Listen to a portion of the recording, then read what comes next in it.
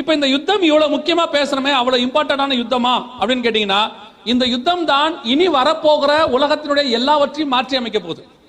First world war வந்த பிறகு UK உலக வல்லரசா மாறுச்சு. செகண்ட் வேர்ல்டு வார் முடிஞ்ச பிறகு அமெரிக்கா உலக வல்லரசா மாறுச்சு. இந்த தேர்ட் வேர்ல்டு வார் முடிஞ்ச உடனே தான் ஐரோப்பியன் யூனியன் உலக வல்லரசாக மாறும்.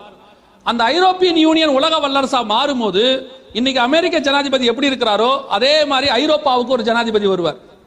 அவர்தான் உலகத்தை ஆளக்கூடியவனாக இருப்பான். அவனைத்தான் வேதம் சர்வாதிகாரி என்று சொல்லுகிறது, அந்தி கிறிஸ்து என்று சொல்லுகிறது. இப்போ வரப்போற அந்தி கிறிஸ்துவ உருவாக்க போறத எந்த யுத்தம் தான் உருவாக்க போகுது?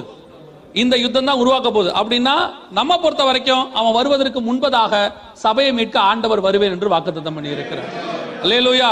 அப்ப நாம அந்த கடைசி யுத்தத்துக்கு வந்துட்டோம். இயேசு கிறிஸ்து சொன்ன சபை காலத்துக்கு முன்பாக வர வேண்டிய யுத்தத்துக்கு நேராக என்ன செஞ்சிட்டோம்? வந்துட்டோம். யுத்தங்களின் செய்திகளையும் கொஞ்சம் கொஞ்சமா நம்ம என்ன செய்ய ஆரம்பிச்சிருக்கிறோம்? கேட்க ஆரம்பிச்சிருக்கிறோம்.